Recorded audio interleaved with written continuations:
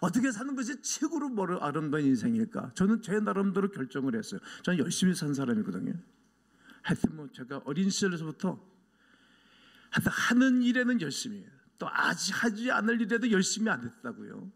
저의 성향이죠. 어떻게 사는 게 인생이 정말 멋진 인생일까? 제 나름대로 정말 열심히 살고 잠을 안 자고 머리가 이상한, 멘탈이 이상할 정도까지 일을 하고 그랬던 적도 있었어요. 근데 결국은 인생의 목표는 못 잡은 거예요. 누구를 통해서? 그리스도 예수를 만나고 나니까 표대가 딱 잡혔어요.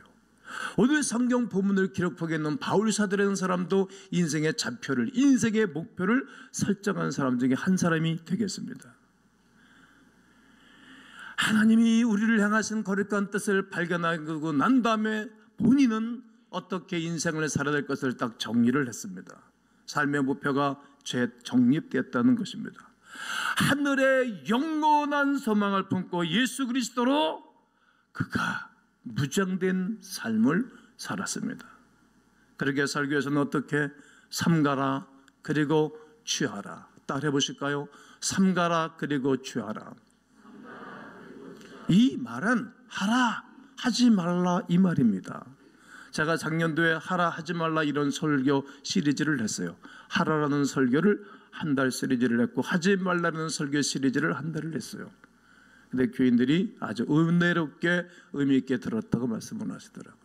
하라 이 말씀은 더 좋았고 하지 말라 이 설교를 들을 때 심적으로 부담됐다 그러더라고요. 근데 성경은 하라 이 메시지가 계명의 2계명이에요. 안식일을 지켜라 4계명이고 5계명에 네 부모를 공경하라 딱 2계명이고 다 하지 말라예요. 8대2예요. 그러니까 하지 말라는 메시지를 부정적 강조점을 하나님이 더 많이 주신 거예요. 왜냐하면 사람들이 안 할 것을 하고 해야 할 것은 안 하니까 하지 말라라는 부정적 명령어를 더 많이 사용하신 것이 하나님의 말씀이었습니다. 오늘 성경 본문도 하라 하지 말라 삼가라 취하라 바로 이 말씀입니다. 바울은 새로운 목표를 설정하기에 앞서서 상갈 것은 상가고 취할 것은 취하라고 말하는데 3장 2절 3절을 한번 읽어보도록 하겠습니다. 시작.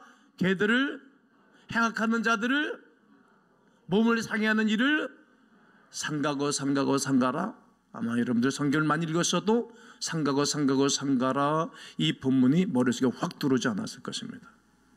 그리고 하나님의 성령으로 봉사하며 예수로 자랑하고 육체를 신뢰하지 아니하는 우리가 곧 할례파라 이렇게 빌립보 교우들에게 편지를 써 보냅니다. 개들을 상가라. 여기서 개는 뭘 말합니까? 이방인들을 말합니다. 수로버니게 여인이 몰소이다마는 개들도 주인의 성에서 떨어지는 부스럭지를 먹지 않습니까? 이렇게 이방인들은 개 취급했던 것입니다. 그런데 이 당시에 이방인들은 욕하고 욕심이 많고 싸우고 음란까지 했어요. 음란했다는 거예요. 도덕이 없고 악한 행위를 반복합니다. 이방 문화와 종교 사상 이념을 조심하라는 것입니다. 여러분 이념은 항상 있었어요. 마르크스 레닌주의가 저는 그때 한참 시절 공부한 적도 있었어요. 그때 당시에 부수한 많은 젊은이들을 매료시켰죠.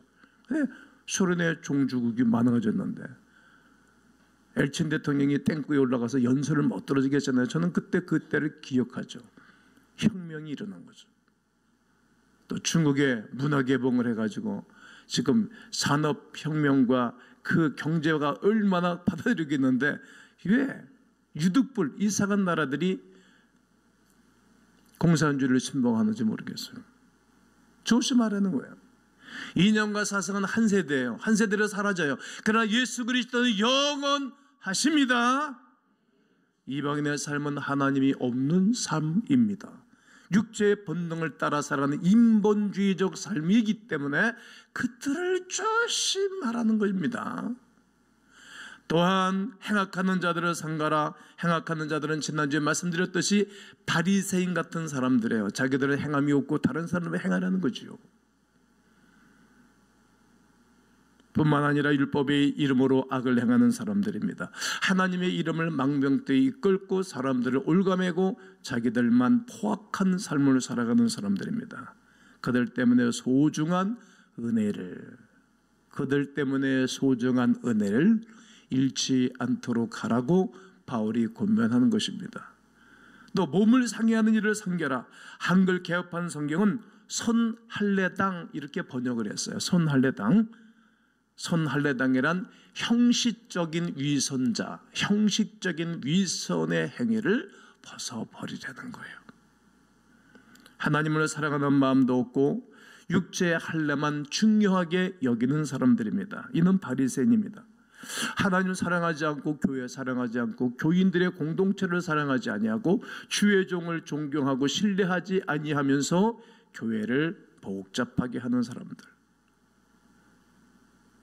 자기의 성김은 없고 자기만 빛내고 자기만 원하고 모임을 어렵게 하는 사람. 손할례당. 자기 몸을 상하는 사람. 결국은 자기 몸을 상하고 다른 몸을 상하는 거예요. 조심하라는 거예요. 이 세 가지 상할 것은 하나님을 바라보지 않는 것입니다. 오히려 하나님을 떠나게 하는 거예요. 여러분, 내 인생을 걸어서 많은 사람들이 하나님께로 돌아오게 해야지 많은 사람들이 하나님을 떠나게 하면 되겠어요? 이 바리새인 형식적인 사람들이 많은 사람들이 교회를 떠나게 했다는 것입니다. 목표를 보지 않고 쓸데없는 것에 시선을 가졌던 사람들의 행위고, 그리고 함께했던 빌립보 교인들도 잠시 잠깐 엉뚱한 것에 관심을 갖다가 서로 마음이 상하는 거예요. 저도 그렇거든요. 어느 모임에 갔을 때 잠깐만 상하게 하면 가기 싫잖아요. 거기 왜 갑니까? 첫째, 시간 투자해야 되잖아. 나는 비싼 몸인데 난 스스로, 여러분도 그렇게 말씀을 하셔야 돼요. 나는 비싼 몸이다. 난 정말 금덩어리다, 돈덩어리다. 나는 보석덩어리다. 근데 내가 엉뚱한 데가 시간 소홀할 수 없잖아요. 영혼을 구원하고 그리스도 예수를 모르는 사람들에게 이 복음을 전해주러 시간 내는 건 중요하지만, 목표가 빗나간 모임이나 목표가 빗나간 곳에 가서 시간 투자, 내 달란트 할 수 없죠. 분별력이 있어야 된다는 거죠. 바울이 이것을 한 것입니다. 그래서 바울은 이것들을 산 거고 이것들을 취하라고 말했나? 뭘 취하라는 것입니까? 성령으로 봉사하라. 아멘. 세 가지를 버리고 조심하고 취할 것은 먼저는 성령으로 봉사하라. 본문에서 말하는 봉사는 예배를 말합니다. 영과 진리로 하나님 앞에 예배드리는 것을 말합니다. 저는 한 편의 설교와 한 번의 예배를 얼마나 소중히 귀하게 여기는지 모릅니다. 정말 최선을 다하고 찬송 하나 코디하는 것도 정말 심사숙고고, 오늘은 찬송 하나 정하기 위해서 하루 종일 기도하고 하루 종일 가슴배송을 넘길 때도 있고, 그리고 유튜브에 들어가서 요즘 이 말씀과 찬송과 맞는 것이 어떤 거냐 이거 하나 찾기 위해서 오늘은 하루 종일 투자할 때도 있어요. 왜요? 실력이 없어서, 능력이 없어서. 그럼 찬송 하나 찾으면 그 감격과 그 희열은 말할 수 없는 것입니다. 예배입니다. 하나님이 가장 기뻐하고 하나님이 가장 좋아하는 봉사는 우리 하나님 앞에 제일로 예배 드리는 것입니다. 하나님 우리를 예배 드리기 위하여 창조하셨다는 거야. 당신은 예배하기 위해 태어난 사람, 하나님의 영광을 선포하기 위해서 태어난 사람이라는 겁니다. 그리고 예수를 자랑하라. 우리가 무슨 일을 하든지 첫 번째 할 일은 예수님 자랑하기 위해서. 이번에도 대종상을 받은 연예인들 제가 잠깐 봤는데, 인터뷰를 봤는데, 나를 이 자리에 세우신 하나님께 감사한다고. 그런 말 하면 윤리위원회에서 그런 말 하지 말라 그래도 하는데 어떻게 하는데, 당신들 참 고맙다. 모든 사람들이 보는 그 앞에서 하나님께 영광 돌린다고 예수를 자랑하는 거예요. 또한 육체를 신뢰하지 말아라. 즉 네 육체, 네 이력서 한번 내놔봐라. 사람들은 자기를 자랑하죠. 내가요, 우리 집안이 누구 집안이 있어요. 나는 어느 대학을 나왔어요. 어디에서 근무를 해요. 뭐 그런 거 중요해요. 근데 바울이 그런 거 신뢰하지 않는다는 거. 내가 좀 자랑 좀 해볼까? 그러면서 나는 유대인 중에 유대인이고 나는 헬라파 중에 바리새파 중에 바리새인이다. 내가 나 태어난 지 8일 만에 할례 받았다고. 그리고 우리 지파가 좋은 지파의 사람이라고.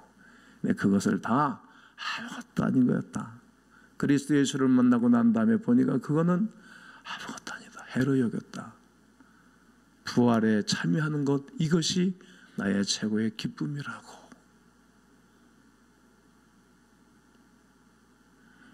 이 땅에서 우리가 자랑할 것이 있으면 좋죠. 그러나 예수님 딱 만나면 자랑할 것이 아무것도 아닌 것을 알게 됩니다. 목표를 맞추기 위해 방해하는 것들을 삼가고 필요할 것들을 취해야 될 것을 말합니다. 삼가고 취함으로 우리의 영적 조절이 완전히 바울은 이루어지는 거예요.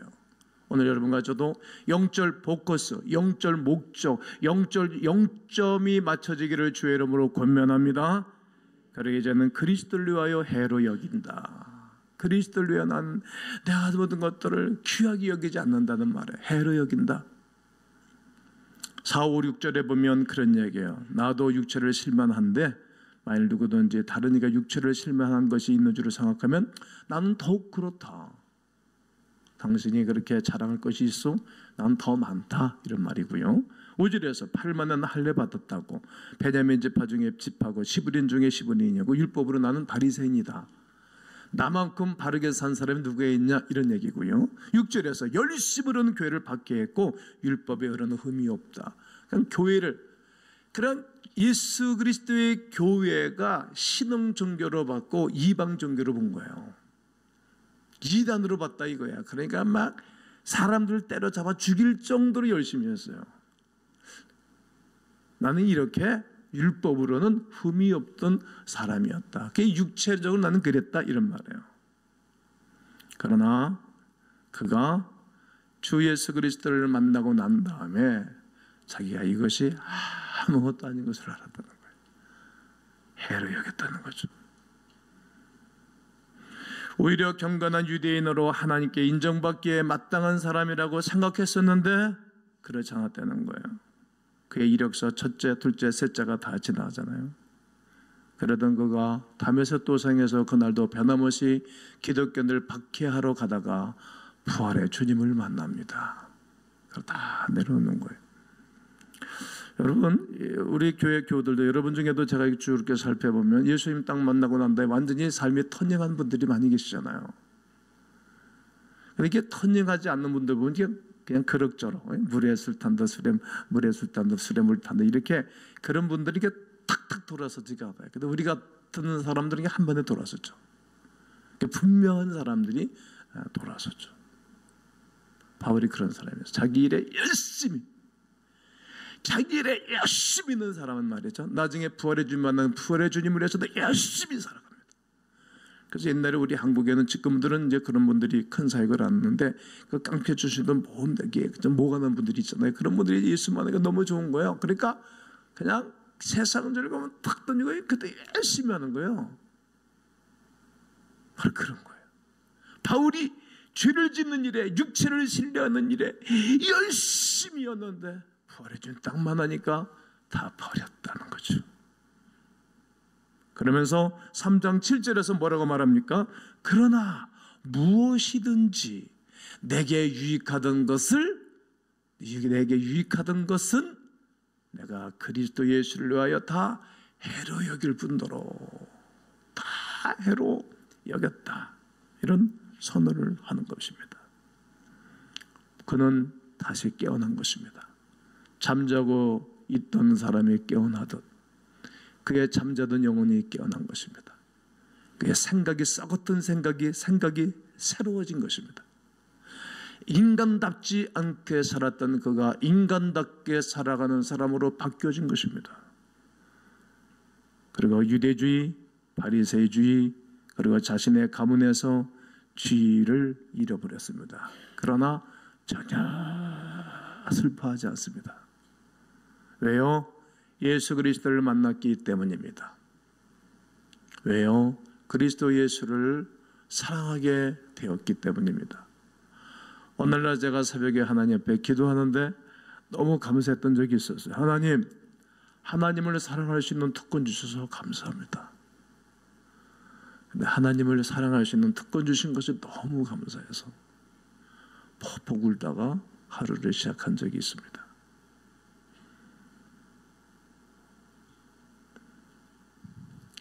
자기에게 유익하다고 생각했던 것은 다 내려놓고 부활의 주님을 위해서 목표 설정이 다시 된 그의 삶을 보게 됩니다.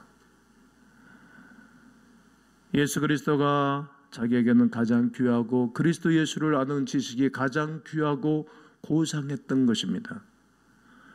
오늘 3장 8절에 또한 모든 것을 해로 여김은 내 주 예수 그리스도를 아는 지식이 가장 고상하기 때문이라고. 그는 목표를 재설정했습니다. 인간적인 목표에서 이제는 하나님을 향한 목표로 바뀌어진 것입니다. 자신의 목표를 분명하게 선포했습니다. 20절과 21절 나의 간절한 기대와 소망을 따라 나의 간절한 기대와 2차적으로 우리가 하잖아요. 아무 이러든지 부끄러워하지 아니하고 지금도 전과 같이 온전히 담대하여 살든지 죽든지 내 몸에서 그리스도가 존귀하게 되게 하려 하나니 이는 내가 사는 것이 그리스도이시니 죽는 것도 유익하다고. 그 나중에 로마에 들어가서 마지막 새방에서 자기에게 다가오는 사람들 다 영접하고 복음전하다가 순교를 당하죠. 죽는 것이 너무 행복했죠. 너무 고생하는 사람 일찍 죽으면 좋아하잖아요. 근데 그에게는 영원한 소망이 있었어요. 영원한 목표가 있었어요. 주를 위해서 살다가 자기는 주의 품에 안길 것을 바라보고 하루하루 최선을 다하며 살아왔던 신앙의 선진이었습니다.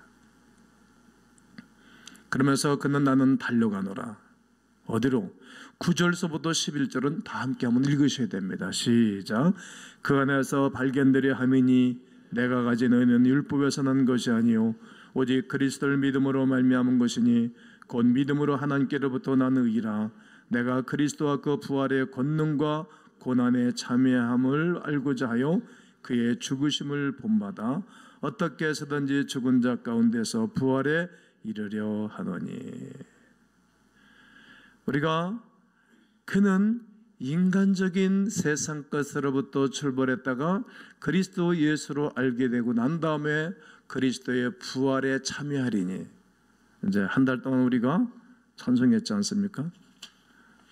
참 좋은 찬송을 선택했어요. 나의 만족과 유익을 위해 가지려 했던 세상 일들 이젠 모두 다 해로 여기고 주님을 위해 다 버리네. 부활의 능력 체험하면서 주의 고난에 동참하고 주의 죽으심 본을 받아서 그의 생명에 참여하네. 오늘 10절이 그의 죽으심 본보다 주의 생명에 참여하네. 바울이 빌립보 교우들에게 써보낸 이 편지를 정말 이 작사 작곡자가 잘 만들었어요. 우리나라 옴네이션에서 번역을 했죠. 자기 중심적인 삶에 대해서 이제는 죽고 구원의 복음이 온 세상 모든 사람들에게 전파되기 위하여 그는 주님의 부활에 참여를 했던 것입니다. 주님의 고난에 참여했던 것입니다. 예수 그리스도의 남은 고난에 동참했던 것입니다. 그래야 나 같은 이들이 주께로 돌아와 생명을 얻기 때문입니다. 나같이 고집스러운 사람들이 그리스도 예수를 알게 되기 때문에 그는 그리스도의 고난에, 그리스도의 교회에, 그리스도의 생명에 참여했던 없던 것입니다. 하나님 우리에게 목표를 주셨습니다. 꿈을 주셨습니다. 그러나 많은 사람들은 그 꿈을 가졌지만 그 꿈을 소극적으로 땅에다가 매장시켜버리든 묻어버리든 물어버리는 것입니다. 그래서 꿈을 성취하는 사람이 아니라 그저 꿈을 꾸다가 많은 사람들이 굉장히 많습니다. 몽상으로 그칠 뿐입니다. 하지만 바울은 어떠합니까? 그는 완성을 향해 끊임없이 전진합니다. 하나님의 완전한 도를 선포하면서 달려가는 것입니다. 어째서입니까? 예수 그리스도가 존귀하다는 분명한 목표를 잃지 않았기 때문입니다. 그리스도 예수가 아니면 인생은 소망이 없다. 이 위대한 사실을 알았기 때문입니다. 우리는 마지막 세대를 살아간다라고 모든 사람들이 일구일원으로 말합니다. 소망이 없는 세대라고 말합니다. 그래서 이만하면 되었다라고 합리화시키기도 합니다. 전도가 안 된다라고 하는 것도 저는 어쩌면 수긍을 합니다. 성도가 수평 이동을 하는 세대라고 말하기도 합니다. 네, 맞기도 합니다.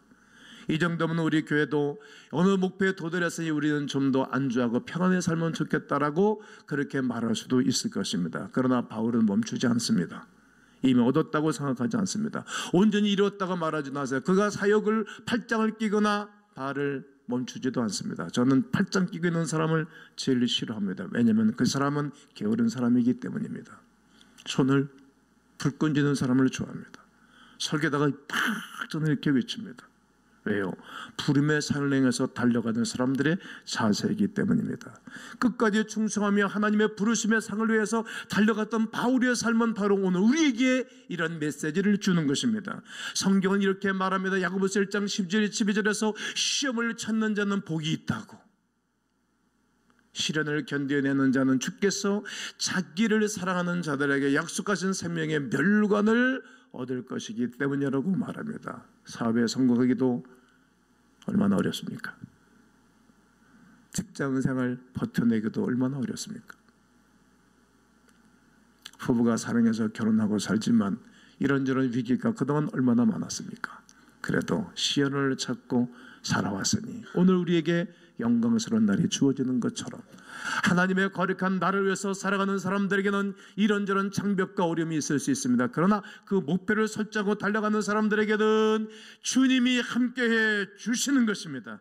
난 여러분과 제가 영적인 스탠스를 꼭 붙잡고 자세를 가졌으면 좋겠습니다. 제가 마지막으로 한번 공을 한번 넣어볼 텐데 우리가 내 힘으로 이 땅에 승리할 수 없어요. 그리고 우리의 힘으로 다른 사람들을 변화시키기가 난 점점 어렵더라고. 어떻게 볼때 가까이 가면 늘 수 있어. 덩크샷을 하면 늘 수 있어요. 내 키를 키우면 돼요. 내 키를, 내 퀄리티를 높이면 돼요. 누구와 함께? 주님과 함께. 제가 이 우리 교우들을 생각하면 늘 고맙고 감사하죠. 어떻게 하면 제가 교인들이 더 깨닫게 할까, 은혜를 끼치게 할까, 복을 누리게 할까, 늘 노심초사하죠.